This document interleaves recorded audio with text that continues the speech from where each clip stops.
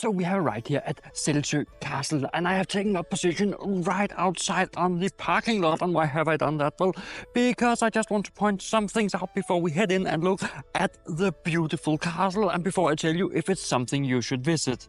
First up, we have the church right behind me, the Selsø Church. It is the castle's church, and there's no buildings around, but it still draws a crowd once in a while. Furthermore, the history of this place, let's dive a little into that before we head in and look at the castle. Selsø was at the bishop's ownership until the year 1536. Before that, it was more of a farm than it is actually a castle, but something great happened in 1571. Because in 1571, the owner, Jacob Ulfred, he built a new main building. This is where we turn it from a farm to a castle. Because he wanted a new main building, he wanted it to be 2 floors, and it should be built in a Renaissance style. And it should finish in 1576. And that Renaissance style, it had that style for many years to come until 1728, where the owner, Christian Ludwig Von Plessen, he remodeled the entire main building. Now it should be in a Baroque style. There's much more in-depth knowledge about this castle, and I'll be covering a bit about it, but if you feel that I don't go deep enough in this video, then head over to my Substack, link in the description, where I have an in-depth article about the history of this place. And there will be more to come. And there will even be some articles on the background of the places I visit. Furthermore, the videos will become online before time. On YouTube, they're online on Fridays. Over on Substacks, they are online the Monday before. So head over there and check it out. So let's head in and see if it's a museum you should visit and if it's so good as they say. This is what we're going to find out now when we are entering the castle. Remember, off with your hat inside.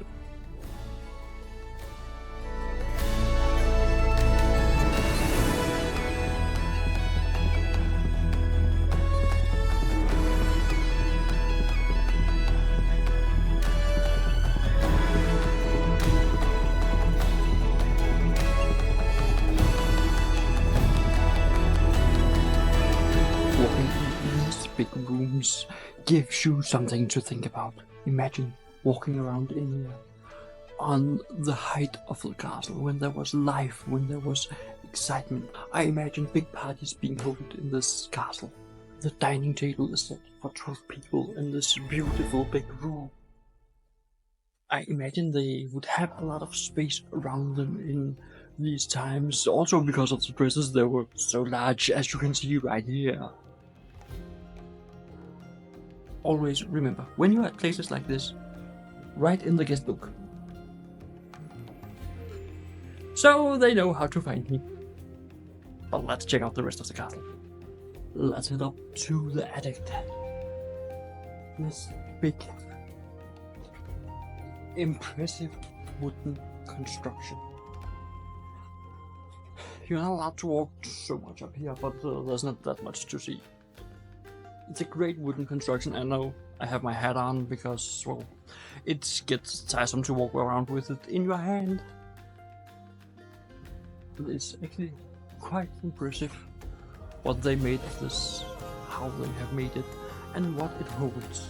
Because it has held up for, well, since 1571, around there. So it's quite impressive that it still holds, and it still is a building, actually. When you see modern buildings crumble after, well, 50 to 100 years, and you see this standing, you don't understand how we actually went back in construction. Well, but let's continue to explore. There's a bit more to explore. We are liking to see the kitchen, and we're also missing out on the dungeon, and we have to see that, because what is a castle without a dungeon? As we were upstairs, we didn't find the stairway down, which is open right in front of me, so let's head up and see where it leads, because I'm curious. Oh! It doesn't lead upstairs. I don't know how much you can see on the camera. It's a bit dark and the camera needs light. But it is a little servant's chamber. A little hidden chamber in the middle of the castle. And they got quite the big dresser up here. It's fascinating. I like it. It's really innovative. Down in the basement. Let's see what we find down here. Woodwork shop. Actually looks like it has been used recently. Might be some school thing. Wonder what that was for. Please write it down in the comments if you know what these big stones in these big crates are for, because I'd like to know. Oh, the hat. We're inside. Oh, another woodworking shop. It's fascinating. It's big. And they have something about the reconstruction of the castle. I imagine such an old castle needs to be reconstructed all the time. Big maintenance they need. Check it out. We are in the kitchen. And in this kitchen there's a lot of tables also. The working people of this castle might have eaten down here. They might have cooked food over this fire that is not there right now. Fascinating place. And they even have a little candle running in there for light. I don't know how much it translates on this camera, but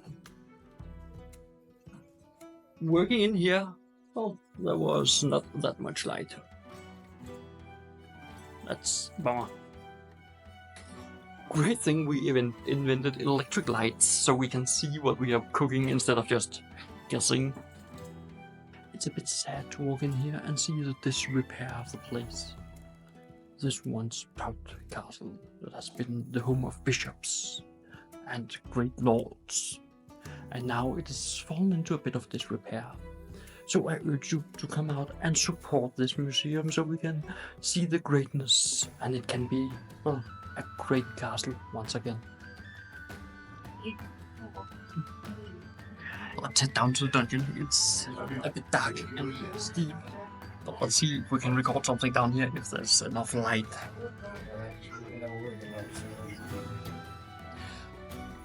I actually don't think there's enough light to record down here, but it's a fairly little cramped room with some hay on the ground and a little wood. If I'm going to jail, I want a modern jail of this. Because, as you can see, it is not that much room you have down here. And well, let's get out and let's get to the next castle, which you will find right there.